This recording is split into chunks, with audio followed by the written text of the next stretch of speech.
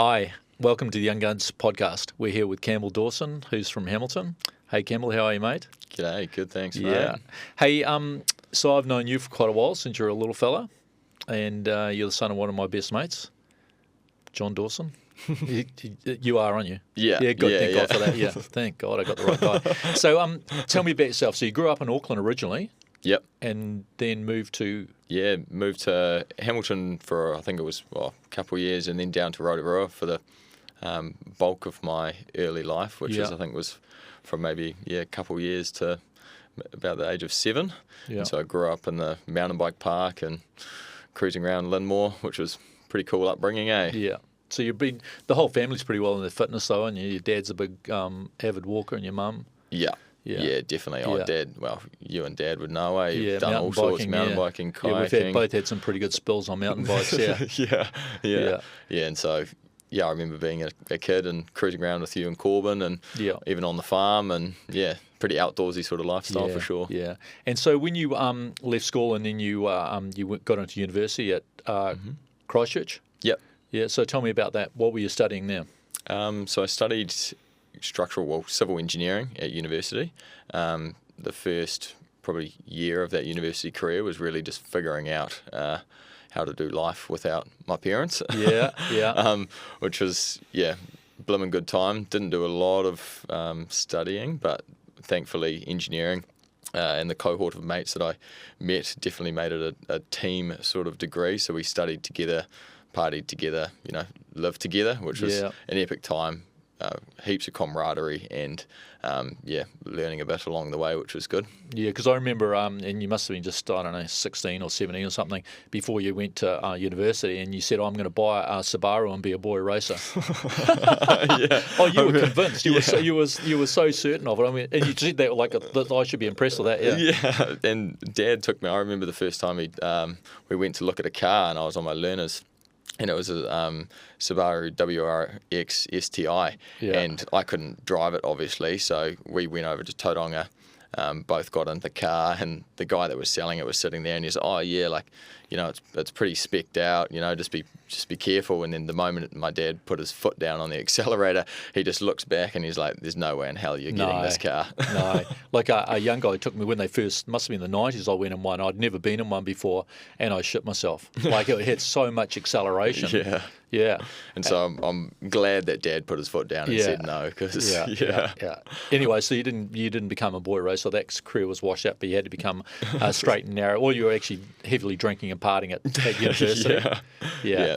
But so it taught me a lot, though, the networking, and the importance of that, the drinking and partying. It was a lot of fun, but man, you meet a lot of people, and I think networks is probably the most important thing I've learned about life so far. Yeah. Relationships. Yeah. There's some theme about through this, and people I talk to, is the relationships you have and the people you associate with. Both in the negative and the positive. So so you got a job part-time in the holidays with the company that you're actually a partner in now. So how did you go from a part-time student worker to a partner in that business? BCD. Do you want to give BCD a punt? Definitely shout out to BCD. Yeah, and taught me a lot about what I know. Yeah. But I've always just loved working. I've always been a super hard worker.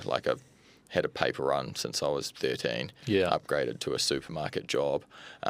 Went from the supermarket job to working for John. At Sealed Air. Yeah, driving forklifts in the middle of the night. I think my shift was from 10 p.m. till 5 a.m. or something like that. Yeah. And then got my first internship with BCD Group as a structural engineer or a cadet. Yeah. Then they offered me a graduate role after that, and then the rest is history pretty much. Just been working super hard to But now to try here you and are, take 30, over. and you're a partner in that company. Yeah. That's a pretty phenomenal achievement, because a lot of guys don't get that until somebody's trying to exit the company and they go, right, who can we sell part of this company to? It's obviously shows a lot of faith in you. So whoever's running that company obviously really appreciates the work you've been doing and your work ethic. Yeah. And I've always treated the company like it's my own when it wasn't, So I got made partner a couple years ago. Oh, did you? Sorry. Yeah, and but it wasn't because I, was asking them for it or anything. It was just like it always was my business. I was treating it like my business, and so I think it was the logical step for them to invite me in. Otherwise, I probably would have taken off somewhere else. Yeah, well, I remember like even when you'd only just started there, and I'd ring you up and you say, oh, hey, I don't have a lot of. You're just under the pump all the time. You weren't just saying, oh, how's it going? What's happening? You were, like you said, you're running it like it's your own company. Yeah. And so, are there any specific projects that you've really enjoyed more so than others? What is there something about the engineering you like that you don't like, or other parts you don't like? There's definitely a couple cool projects. One would be the APL building, which I did, which is just out of Cambridge. That's a really flash one as you're going south on is that glass or a glass manufacturer? Yeah, and it's 108 metres wide by 400 metres long, and I designed that when I was, I think, like 2 years into my graduate career, which was like... So you were 20? Yeah, it would have been 23. Oh, yeah, okay. But I was like, terrified because it's obviously a massive building, still standing, worth a lot of money. Still standing. Yeah. Oh, and it's facing the right direction. Yeah, that's a positive. Yeah. Only a few millimeters Don't laugh. out. I've got a friend that did that. He said the architect had cocked up the plans and he had the plan upside down. So the garage door was at the back of it. It happens. Yeah. They poured the slab and everything. So. But yeah, that's definitely one of my favourites because it was just so big. But the other favourite for me was a project where I actually got invited to Raoul Island, which is the northernmost point of New Zealand. Oh, okay. A little cluster called the Kermadec Islands. Kermadec, yeah. Yeah, and but the reason I got that job, it was an amazing experience. Travelled there with the Navy. It was like a 5-day voyage. We got helicoptered on off the island, epic. I was the only engineer there as well, and I was, I think, 3 years into my career. But the main reason that job sort of stuck with me is because the reason I got invited to it was actually because of the relationships that I'd formed early on in my career, and a relationship which I'd formed with just a reasonably small sort of builder. He knew someone who knew someone who knew someone, and they were asking for an engineer. Yeah. And he just said, "Oh, I know exactly the guy," and he gave them my number. And then they go, "Oh, you want to go Raoul Island on a naval frigate or something?" You go, "Yeah, I'll do that." Yeah. So and what was it you had to do there? What were they looking at? So a big earthquake had hit. It was just after one of the COVID lockdowns, and a big earthquake hit, and it knocked out a whole bunch of sensors. Oh, okay. And so the island just went blackout basically, and so they had no tsunami warnings and all that sort of stuff for the northern part of New Zealand, and so they needed to get an expedition out there to check that. Well, basically see if the buildings were okay, and then re-establish the sensors. Yeah. And the only way you can get there is you have to be invited by the government, and it's a 2-day voyage by the Navy frigate. Yeah. Because that in the Kermadec is like a marine sanctuary, isn't it? So you can't land on the island. So when they all the equipment there's nobody living there. Nobody living there. No. So all the equipment is for weather data. Yep. And that's powered by what, solar or? Yeah, solar. So I cleared the buildings within probably 5 hours, and it's like a tropical island, right? And so I was just wandering around in a G-string or something. Wandering around. Getting a naval guy saying, I need some sunscreen on my back here, boys. Yeah, exactly. Yeah. Next minute, everybody's naked. I said, I didn't know it was going to be this sort of job. But and then I finished my work, and then we were just installing solar panels and doing some maintenance the rest of the time. Good. And yeah, it's a cool trip. Like Fiji, really, northern. Yeah, I don't know. Good. That's good. So the and you're interested. Oh no! Before we move on, the thing about the university, because you ended up like head of the engineering. What is it? What's the terminology for it? Engineering Society. Yeah. And that was around when that young man jumped off a roof of a building or something. Yeah. Did he pass away, or was he crippled, or? Nah, he's crippled now. Oh. It was a very unfortunate event because we all do a lot of dumb stuff when it's part of. It seems like a good idea when you're full of alcohol and. Yeah, exactly. And it was just like a very unlucky sort of thing. We've all done silly stuff like that before, and he was just a very unlucky. Not condoning it at all. I look back on the stuff we did, and we're like, oh, we shouldn't have been doing that. But it was a very unfortunate event. And so, and you as head of the society, what was your role in handling the fallout from that? So I had to call up all of our sponsors. The Engineering Society, we had like 200,000. Oh, not 200,000. Sorry, 2,000 members. Yeah. And so at that time we were operating like a business. I think we were spending like $200,000 a year. So we had a lot of money from sponsors, and we'd raise a lot of money through tickets and events. And we were not for profit, so we're not making wages or anything like that, but we're still operating like a proper business. And so because that event happened, it was in the media, and I had to go and front up to that. Front up to that and try and make amends and try and keep all the sponsors. We managed to retain majority of our sponsors. A lot of the engineering companies actually backed us because I think they realised, look, it's a freak accident. Things happen when you're at university. But we lost our biggest sponsor, which at the time was Lion Breweries. Oh, okay. Yeah, but it's all right. We got Harringtons on board, so. Yeah, because is it right that the engineering grads are the hardest drinkers, or? Yeah. Yeah, okay. Yeah, Well, work hard, play hard. Work hard, play hard. Now you don't. You hardly drink at all now, or not much. Less. Yeah. Less. Yeah. Play hard still. But. Yeah. Well, it's a lot of things you think are really funny, and when you're in your 20s and you're full of liquor, it's not so funny later on. And I've done plenty of that. Yeah, don't worry a bit about more that. sensible, that's for sure. Yeah. And so you've started another. Is it would you call it a business or a passion? Your paddle? Yeah. Oh, it's definitely a business. We've got a couple staff now, but we started an indoor sporting facility in end of November 2025. So it's been going for a few months now, and it's pickleball for young people, isn't it? so yeah, we got pickleball and paddle. Oh, you got both, hey? So you go like from the young people to the old people, yeah? Yeah, exactly. Yeah. So pickleball's got a slower ball or something, is it? Yeah, smaller court, less running, but it's still very fast paced. Oh, is it? Yeah, but then paddle was a lot like similar to tennis, except you can play off the glass wall, so a cross between tennis and squash. And what made you set that up, or made you want to do that? Because obviously you're pretty busy anyway. Yeah. You thought, I'm flat out. I could probably put another couple of percent into something else. Or... Yeah. Well, initially I was kind of getting a little bit bored. Like I'd been in my management role in Hamilton of 70 odd staff for coming up 2 years, and I was kind of getting to the point where my learning curve was starting to drop off, and I was like, I need to keep, what's the next step for me? I need to keep learning. And this opportunity came up, and I just thought, let's give it a crack. Yeah, good on you. So your role at BCD is a manager? Yes, yeah. Managing partner? What is the title?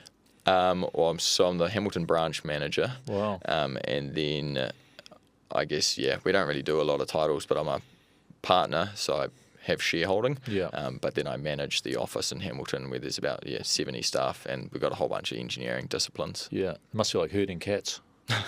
Yeah. We've got a great team. Yeah.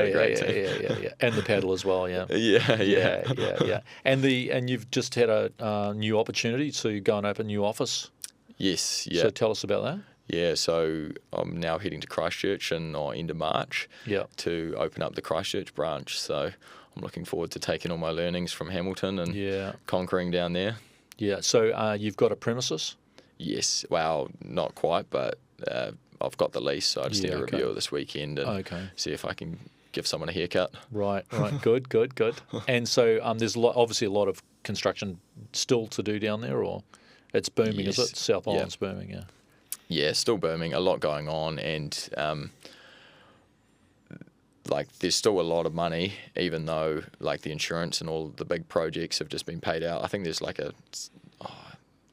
don't quote me on the numbers, but there's a $7 billion port development, inland port going in down there, and there's still a lot of work to do. Yeah. And that sheds off into other industries which are going to start spending money. Yeah. As they're playing off that as well, so and the city's just buzzing with life in general, compared to Hamilton. Love Hamilton, but you go out on a Wednesday night or something and shops are closed at 7 o'clock. But in Christchurch, it's just buzzing. Like, people are happy and out there spending money doing activities. So the happiest ratio in Christchurch is higher than Hamilton, probably higher than Auckland too. Yeah. Well, I think in Central City, yeah. Oh, we were down there a couple of years ago. It's got a really nice vibe to it. Yeah. I think they've done a great job, and obviously a lot of things have taken longer than they should have, but it's just the way of life, isn't it? Yeah. Yeah, because your mum and dad lived in Christchurch. That's where I met your father the first time. Yeah. I do remember that. You were down for the Targa. No, it was the Brass Monkey. So great idea. You ride all the way in winter from here to the bottom of the South Island, sleep in the snow, drinking all the way, and then ride back. And if you're really lucky, it rains all the way on the way back on your motorcycle. Yeah, yeah. So I think me and another guy, Paul. What's the other guy's name? I can't remember now. But me and Paul had a bit of an altercation in your dad's hallway, and ended up one of us put a hole in the wall, and your mum was really pissed off about that. And, stuff happens anyway. So you're a little bit ahead of some of the other guys that have been in the podcast, but you've obviously been focused, you've been driven, haven't you? Yep. Yeah. And very considered, apart from the fact when you wanted to be a boy racer. But so, like looking out there and young people your age that think, well, shit, that's a hell of a thing to achieve. What advice would you have for them?